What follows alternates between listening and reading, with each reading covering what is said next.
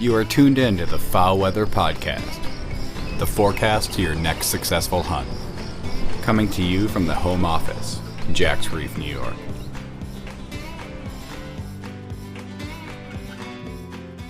You've likely heard of Bucktober, but in Jack's Reef country, we also have Ducktober. Well, it's been a hot second since Ducktober when many northern state duck seasons opened. All the early ducks were here. And now we're either closed or at the tail end of most northern tier duck seasons, with only diving ducks, mallards, and black ducks really left around for most of us up here in the North Country. Time to reflect and settle in for that long, dark winter on our end, and provide predictions for the remainder of season for the rest. And wow, y'all got hot under the collar about the draw hunt episode last week, so we'll provide some fact-filled rebuttals to some of the comments. Maybe not the one that said, "How stupid are you?" which we really enjoyed. Thanks for noticing all the math involved in what we produced. We also announced the last FowlWeather Podcast sweepstakes winner. We have a very optimistic duck migration forecast coming your way, and we're going to talk about what ducks do when it gets cold. Hint, January migration is not a myth. All of that and much more this week on the FowlWeather Podcast. Hey, thanks everyone for listening, and remember to share, like, and follow us on Spotify, Apple Podcasts, Facebook, and Instagram. Take a second to rate us on Spotify and Apple Podcasts as well, and share the FowlWeather Podcast with friends. Remember that you know where the ducks are at before the ducks know where they're at.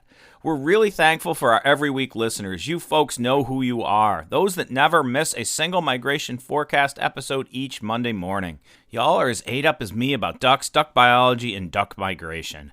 Our dedicated weekly listeners can pick the best days to hunt because the FowlWeather Podcast forecasts fresh ducks hot from the north. Shoot the ducks from the north before they know where they're at.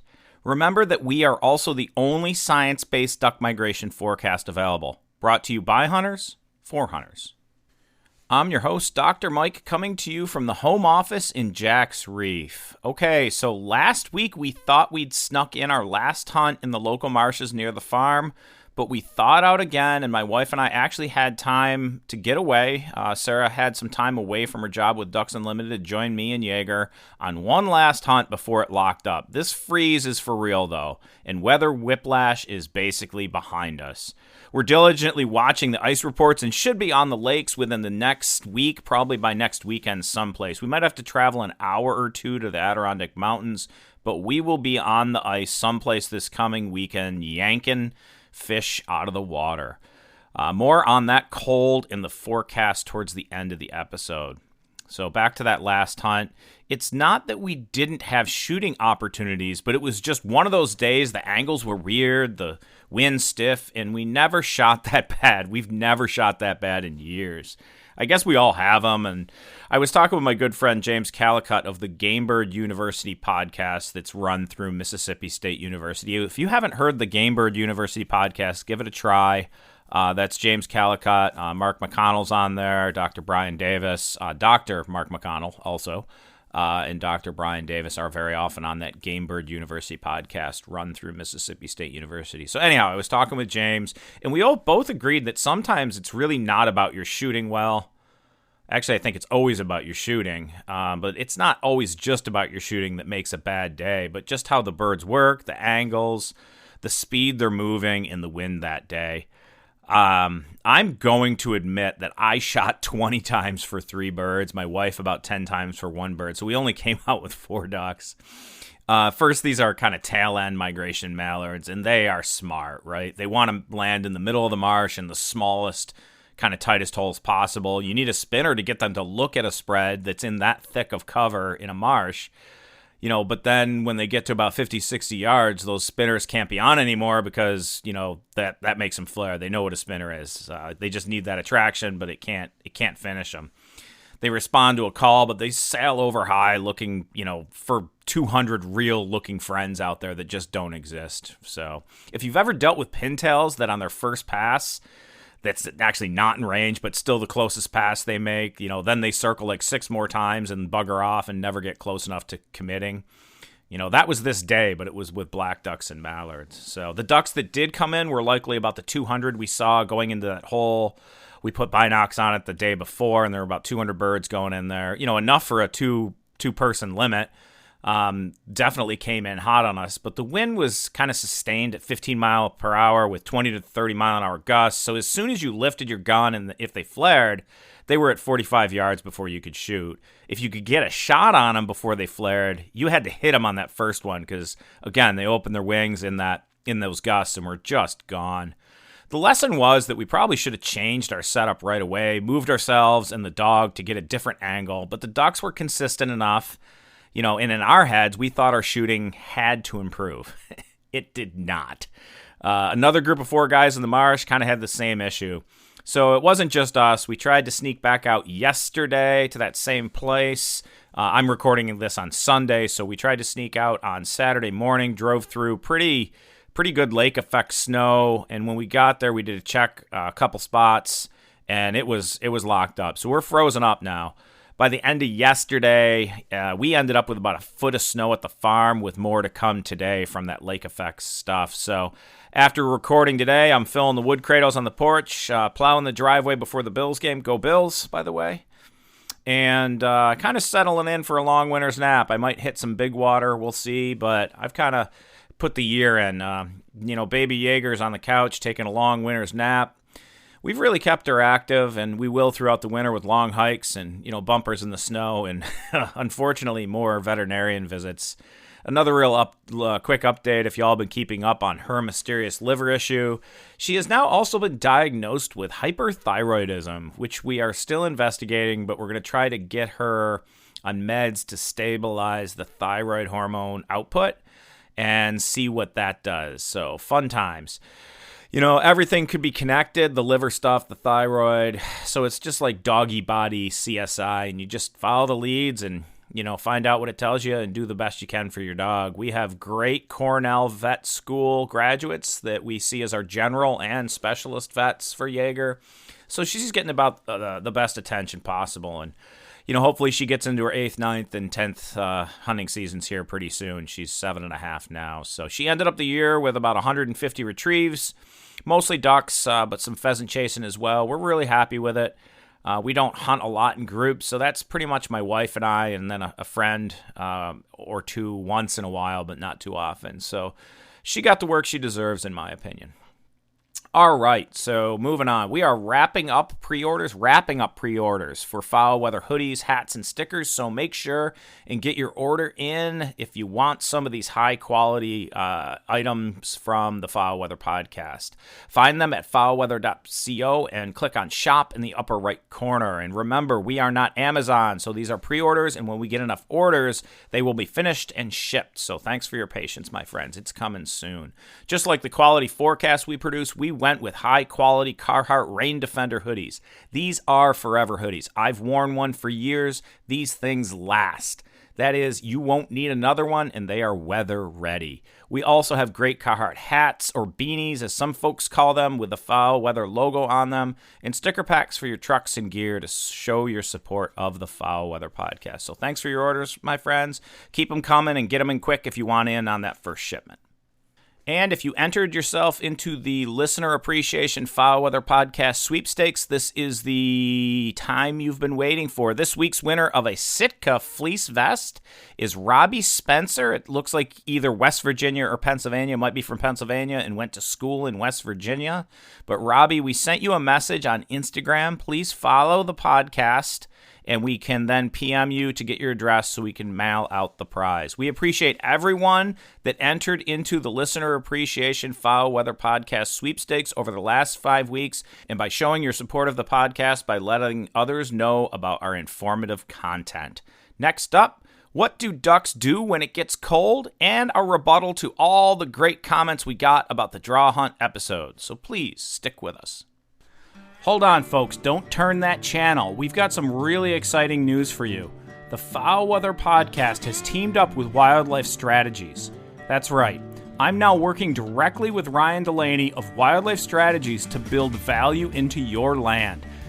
Wildlife Strategies is already known for quality wildlife habitat management, be it deer, turkeys, ducks, or whatever you pursue.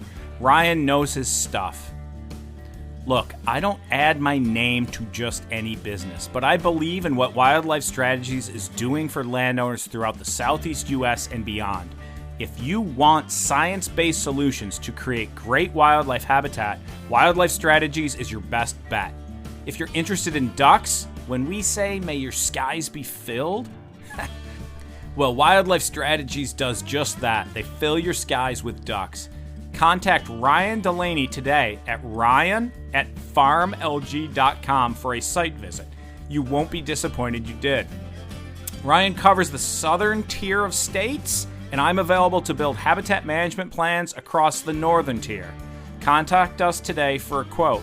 The Wildlife Strategies team sees your property through from the initial assessment and development of a 3-year time frame management plan through annual check-ins and course corrections as needed.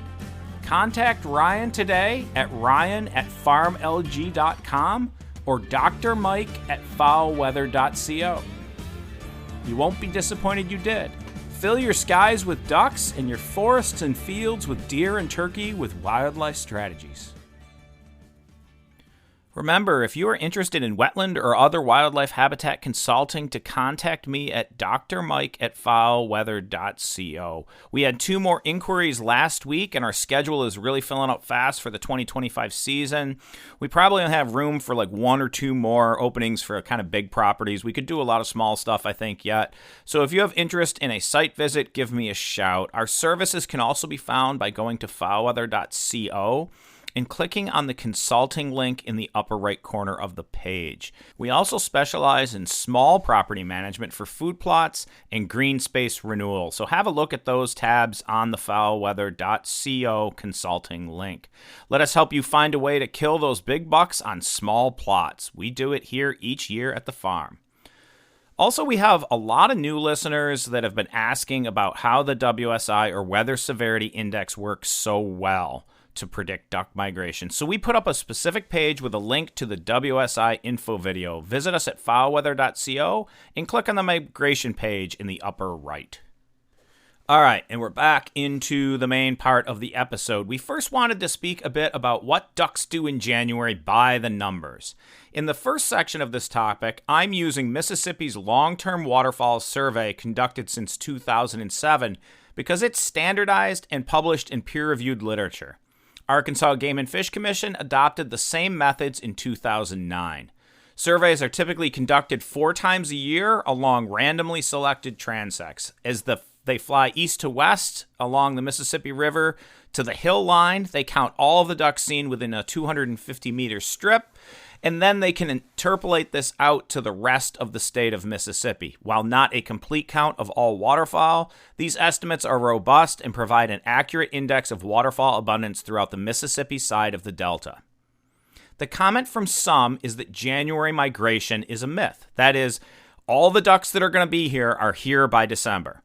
But that is only true some of the time. Here is why.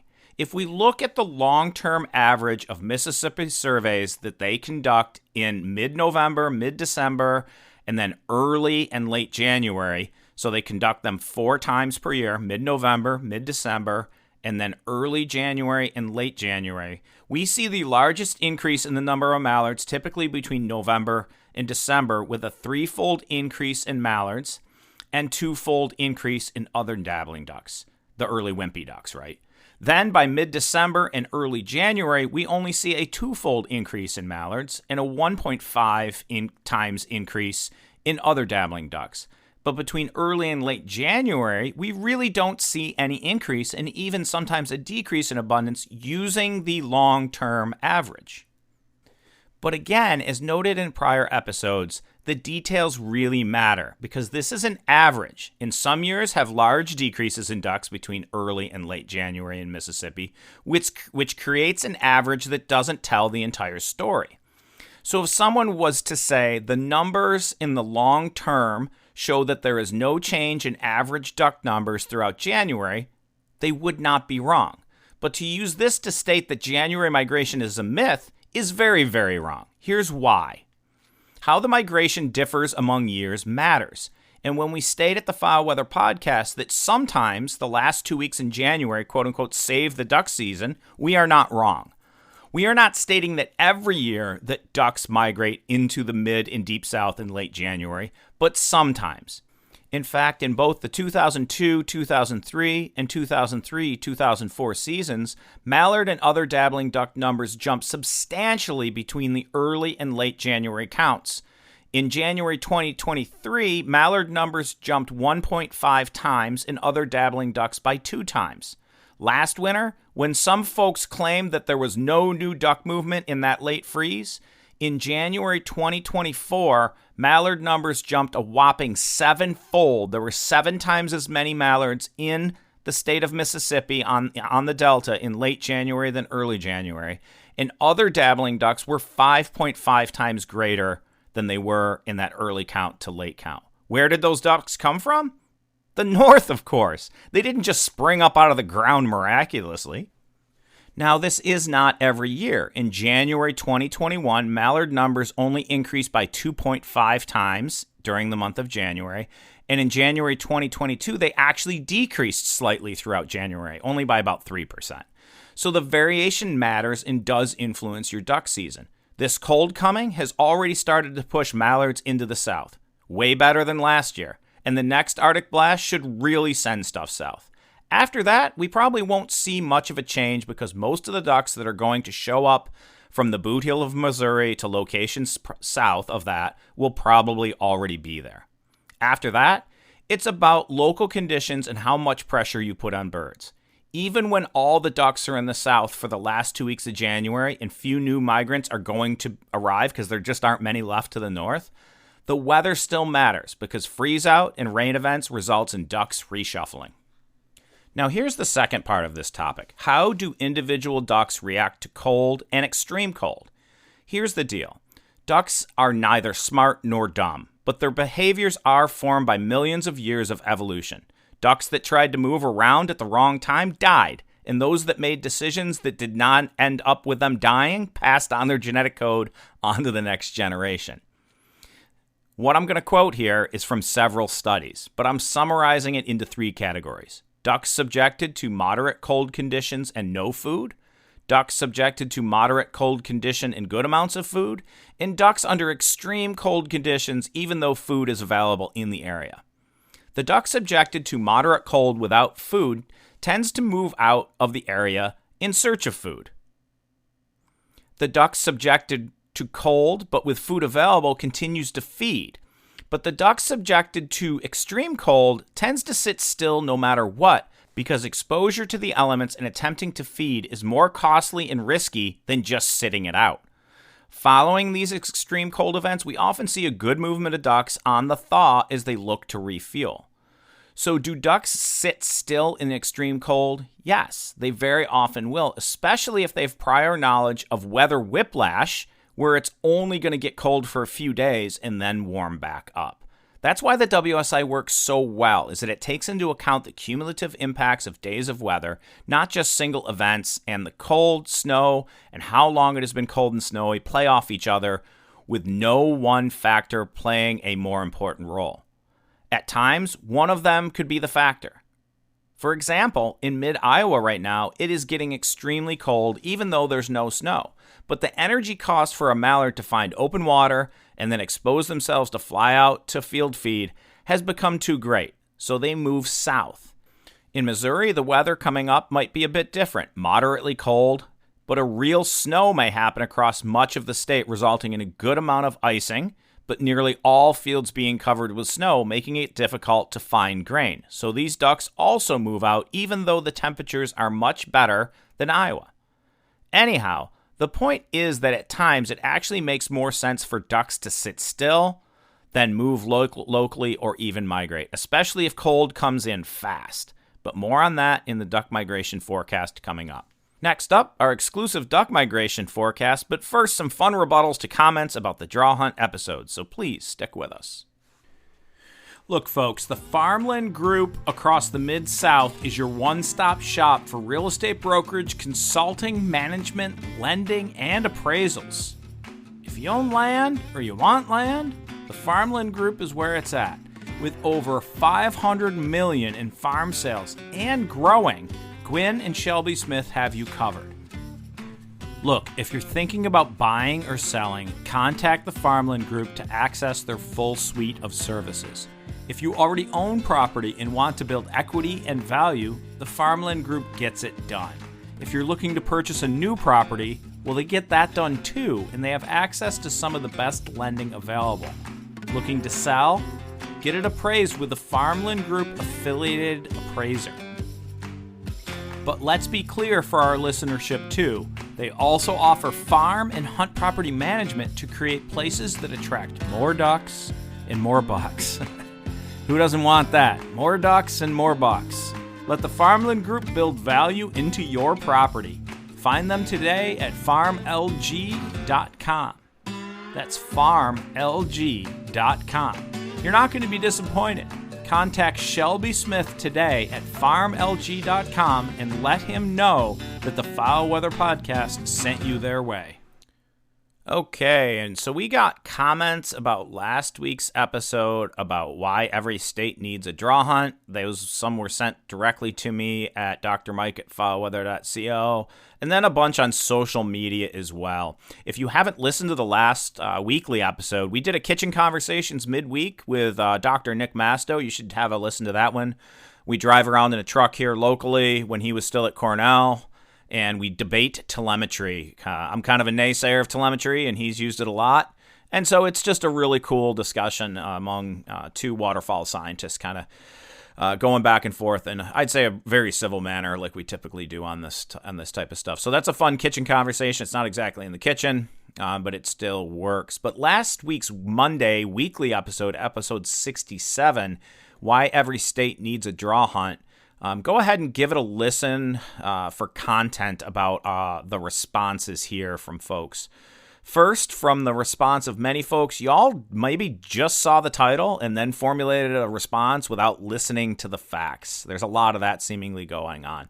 If you did listen, then you're simply confirming what we noted, that despite well-managed draw hunts decreasing distance traveled to hunt, increasing likelihood of seeing and harvesting ducks, and reducing overcrowding and competition, all items identified by hunters in surveys that lead to a more satisfying hunt, you still state that you don't want draw hunts. You still stated that you don't want an average of 3 ducks per hunter day. You noted that it would limit opportunities. But it depends on how you define opportunities. Most duck hunters don't define opportunity by just having an empty spot of water with no ducks. They define opportunity as the chance to see and harvest ducks. That is opportunity to a duck hunter. Next, we never stated that everything needs to be a draw hunt. Just enough areas built out across the state that most people can drive an hour or less, have a quality hunt on a draw hunt system managed area without competition. Other folks simply made claims like the Missouri system doesn't work and that Alabama hunting got worse when they went to draws on some areas and people quit hunting. I actually teach how the number of Alabama waterfowl hunter numbers increased when they put in a managed draw hunt system. Here's the deal. The biggest problem is access to good areas. So everyone crowds into the same spots and nobody meters themselves. That is the tragedy of the commons. Look, everyone does it. I do. Further, no duck club, no private duck club does a free-for-all boat racing, fist-fighting system. So I'm guessing all the duck clubs that draw for blinds are all doing it wrong, and their duck hunting is worse. What BS? Just suck it up and realize that if the feds and states wanted to increase the quality of hunts and provide greater opportunity for you to see and harvest more ducks, they all could do it. But you all keep telling them in surveys that you don't want to draw, or when you're asked that you don't want to draw. But when asked in larger surveys, you don't want to travel too far to hunt, you want to see and shoot ducks, and you don't want overcrowding and competition. You're kind of saying two different things. Also, if it's such a bad idea, why are nearly all draw hunts oversubscribed? That is, there's more demand than there is supply. Oh boy, it must really suck to shoot a 3 duck per hunter average. And if you're fairly decent at what you do, see thousands of ducks nearly every day you get out, you'll very often kill a limit. You also don't have to sleep in the marsh, race your boat, fight over a hole, leave flashlights in the woods to ward off other hunters, get rained on by shot, and talk about people shooting swing ducks. Sounds frickin' awful to me. One listener said all we need is more education and that we should have mandatory training courses for waterfowl hunters. That isn't going to stop the tragedy of the commons with people hunting ducks every day, all day to shoot 2 ducks in a spot. As I said before, you don't know what you don't know. Perfect example. This is from last week, a place that I hunted 4 times this year on open public land, right? 3 limits of mallards and black ducks, and 1 day with 1 black duck. I left on that day with 1 black duck because I really wasn't seeing anything, and so I just got out of there. I wasn't going to sit around all day for 1 more duck over 3 hours. So my wife and I drove by. There was a kid plucking a duck on the side of the road by this place at 11:30 in the morning. It was actually the same guy that was there the day before. We saw, same vehicle, same canoe on there when we looked at that spot in the afternoon. He killed 1 mallard. The mallard he was plucking was the one bird he killed that day, all morning till 11:30. And he shot 2 ducks the day before, sitting there from about 10:30 in the morning until dark. I'd asked if he'd seen many ducks that day before when he sat from 10:30 to dark, and he said, yeah, about 100. Ugh, 100. That place on days I shot, it had at least 500 ducks working me, maybe 1,000 at times, like across the day, right? And it was like killing a limit in about an hour and a half. So really, really nice hunt. So I'm not passing judgment on him, right? In some ways I am, but just hear me out. I simply noted that, my hunts in that spot and what they were like, not telling him that he did anything wrong. He's certainly young and he was jazzed to be out there. But the spot is also a premier location if we could just let it be for a few days here and there. And it was noticeable he didn't really know, what I was getting at. So many folks are thinking, what's the harm in that? He had opportunity. And, you're not wrong. As stated, not everywhere should be a draw. But I've had a lot of people so many times state, imagine what this place would be like if we did it as a draw system. So it's completely recognized that we overhunt stuff. That kid may or may not stick with duck hunting. He may or may not bring, other buddies along in the future. But, if he works 1,000 ducks in a day and starts killing limits of fat greenheads and prime black ducks in late season and a sweet mixed bag in early season, surely he'll grow into someone who identifies as a lifetime duck hunter. And he also will probably bring others into the culture of duck hunting. Anyhow, to the fellow that commented to us, what did he say? Oh, what, are you stupid? Well, maybe, but we think we outlined a pretty solid argument that draw hunts work if done right. They also need people who run them well, right? They need people who hunt running them that have an education to know how to manage pressure and wetland foods to attract and hold ducks. Okay, closing the folder on that one for now. On to this week's exciting migration forecast. This episode is brought to you by Audi. The road is calling. Embrace the thrill of the drive with the all-new, fully electric Audi Q6 e-tron. Featuring effortless power, serious acceleration, and advanced Audi tech. It's not just a new EV. It's a new way to experience driving. The all-new, fully electric Audi Q6 e-tron is here. The next chapter of Audi starts now. As noted previously, there was a good chance of another stretched polar vortex in the east for early January, and that is exactly where we are at. Of all of them, this stretched polar vortex is going to be the most impressive of the season so far. Additional good news is currently the U.S. weather models are showing a continued stretched polar vortex for eastern North America for the rest of January, the rest of duck season. This will most certainly make this January among the best in years for folks in the mid and southern latitudes of the Atlantic Flyway. But how much this continues, the cold that's coming this week, continues to push over as far as the Mississippi and Central Flyways is a bit of a toss-up. But the coming cold with this current 7-day forecast alone should move many, many ducks into the mid and deep south. The cold we are talking about is really a Central Mississippi and Atlantic Flyway event. The Pacific this week is oddly dry and warm, instead of the cold that the central Mississippi and Atlantic is seeing. Nearly all of the inner mountain regions are above the threshold that would cause mallard migration, and all of the snow this week is pretty much restricted to high elevation, so I don't expect much in the way of mallard migration in the Pacific Flyway this week. Maybe a trickle of the other early migrating dabbling ducks, but most of them are looking to be where they're going to be for the week as well. It really looks slow for the far west this week, unfortunately. Best bet, though, is after that the coldest of the week on Thursday night, with north winds that may move some new birds around. But as opposed to early in the season when the Pacific Flyway was the one bright spot, this week a quite different story, with the Mid-Continent and Atlantic Flyway looking really good for the largest mallard movement into the mid and deep south we've seen all year. I'd even expect that starting immediately and running through Wednesday midday that there will be a really nice push of ducks into coastal Texas, including Mexico, Louisiana, Mississippi, Alabama, Georgia, South Carolina, and Florida. Now, these are the early ducks. These are not mallards, right? But I expect a really good push of ducks to the coast. Farther east, the migration of dabbling ducks other than mallards and black ducks should continue into Thursday night and Friday morning. For mallards, the latitudes of Memphis, Tennessee, southern Oklahoma, and North Carolina should start to see peak abundances for the winter. Although mallards will not have to go any farther south than these locations, it is expected that mid-latitude mallards pushing out of those areas may overfly and hit traditional areas throughout the MAV of Arkansas, Mississippi, and Louisiana. Much of this mallard movement has already started, but we expect numbers to peak on Tuesday and Wednesday in that movement. So if you are only a weekend warrior, much of the fresh duck movement will be over before Saturday.